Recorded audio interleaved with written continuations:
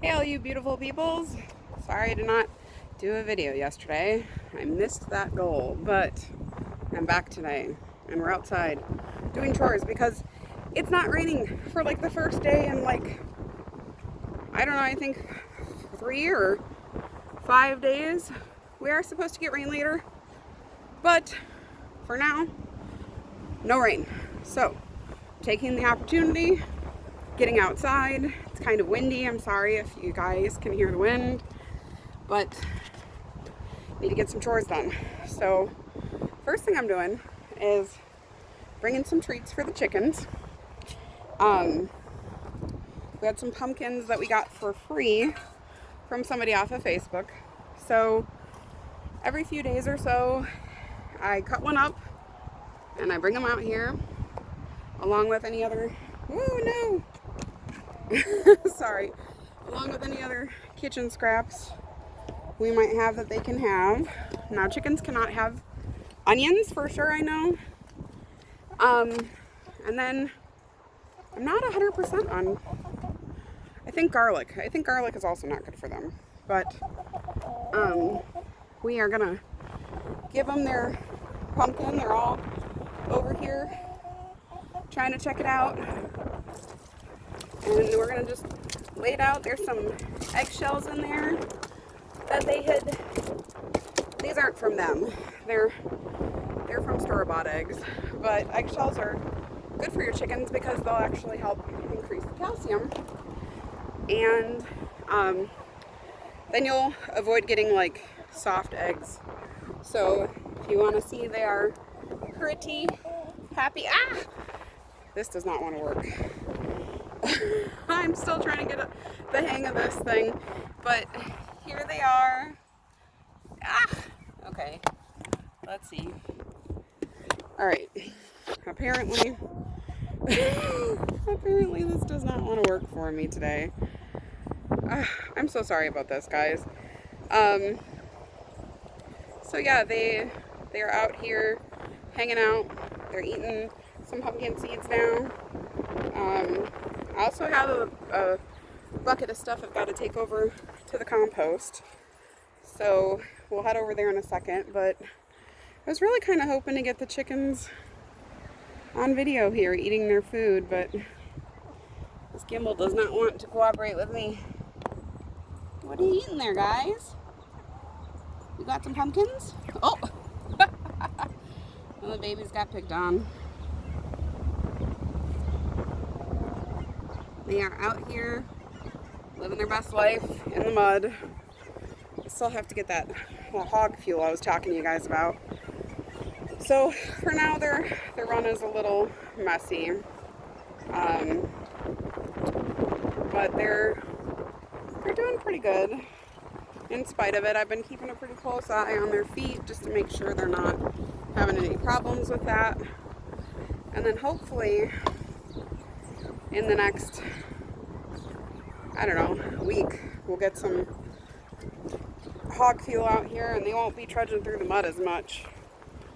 For those of you who might be wondering what hog fuel is, because I was sure curious about it, throwing a piece of pumpkin away from the rest of it so the babies can get a chance, because right now the big guys are kind of guarding it all. So I just threw some all over the place. Now I leave the pumpkins in the seeds in these pumpkins because I mentioned before they're good dewormers. And I haven't noticed any issues with parasites, but with it being wet and gross like it is, I'm not taking any chances. So these guys are pretty happy with their treat. I might get some volunteer pumpkins in the spring in the coop, we'll see. But I'm going to take stuff over to our little makeshift compost right now and get that dumped off too. One of the things I like about homesteading is that there's really not a lot of waste. If you're smart, you can use your waste, what you normally would throw away, to help build your soil, or to help feed your animals, or, you know, for any sort of amount of things.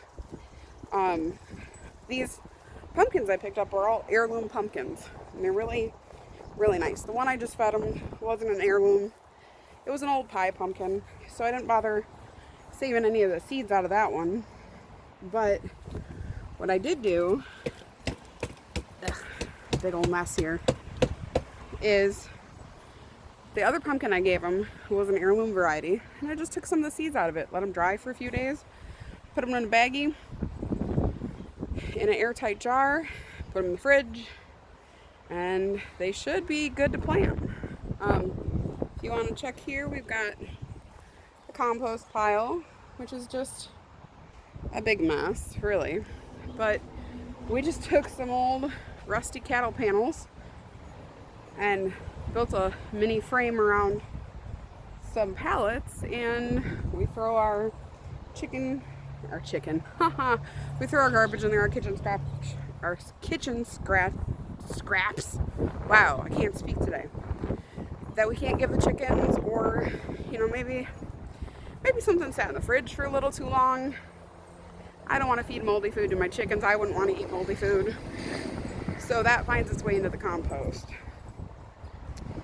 I joke around a lot, wishing that we had pigs.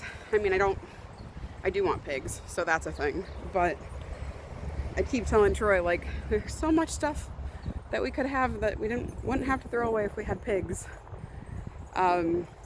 We do have a gopher problem right now in our backyard, which is something I'm not really thrilled about. Actually, I'm going to take you back over here by the garden and show you our garlic that's sprouting, which I'm kind of confused about because it's not technically supposed to do that until the spring.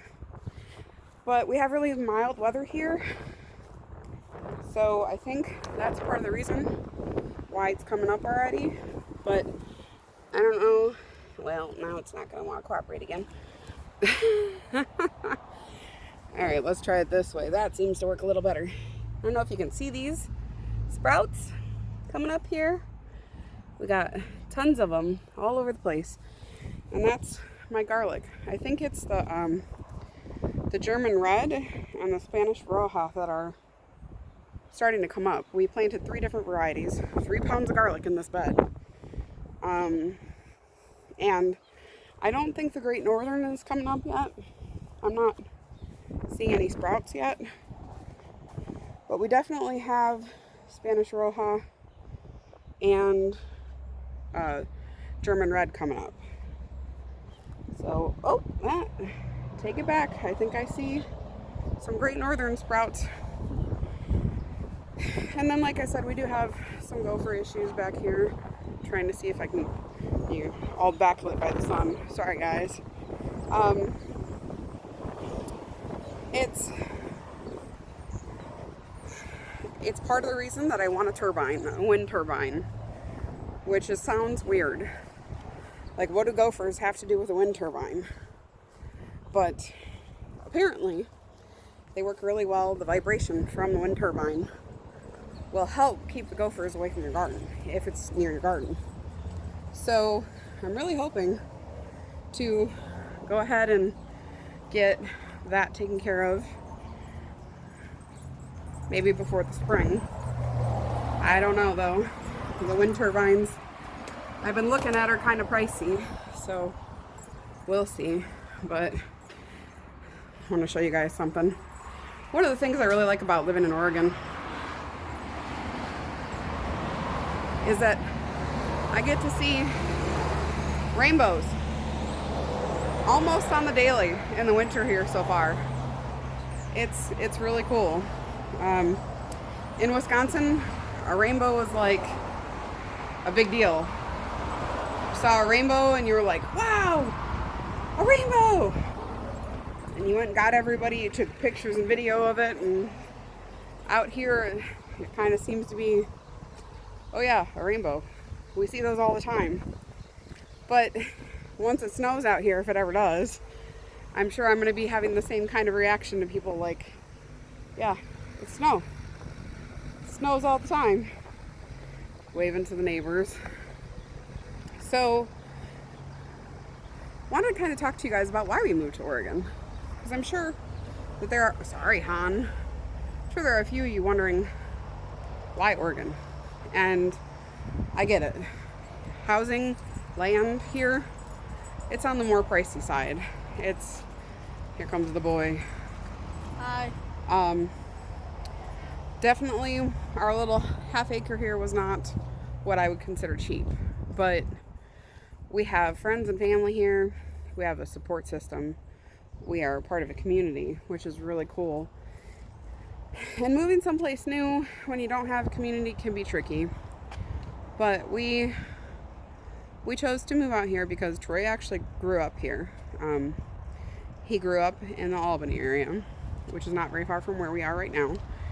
And he's always wanted to come back. And when he brought me out here a few years ago, I absolutely fell in love with it. I always wanted to move out of Wisconsin. I told my mom, apparently, I don't remember this, but I've heard this story a million times from my mom. I told her that I'm going to move away. When I grow up, I'm going to move away. So apparently, even when I was like 3 or 4 years old, I knew I didn't want to be in Wisconsin. So that's what we did. We wound up moving away, and I do miss my friends and family for sure. I kind of secretly just want to get them all out here and have them fall in love with it, and then they can move, and then we'll all be happy. But I know that's not realistic. So we moved out here because this is home for us.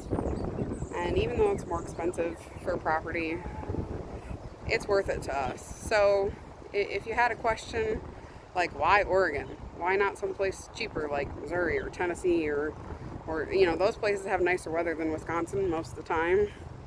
And that's why we chose out here, because we wanted to be closer to our friends and family out here, and wanted to be able to kind of live our dream and be close to people we know and love.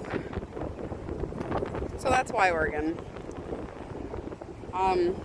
Yesterday, part of the reason why I didn't record videos because I still wasn't feeling great, and then we also had a bit of a chaos moment with the bunnies.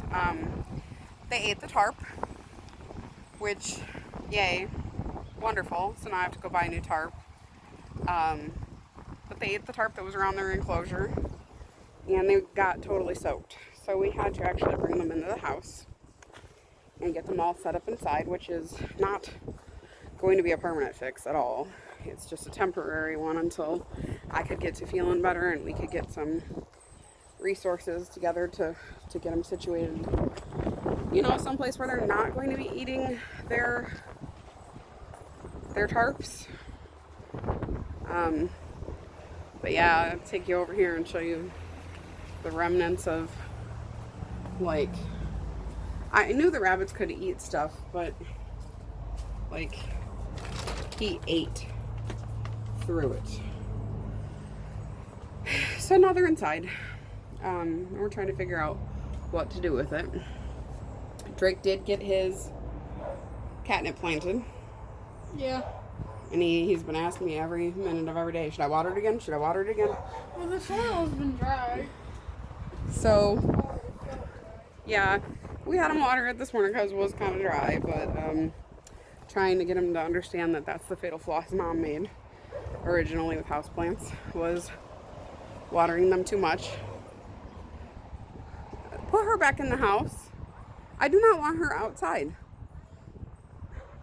So we have a cat, and she's strictly indoor. I don't want her outside. She's not fixed yet, so I don't want babies.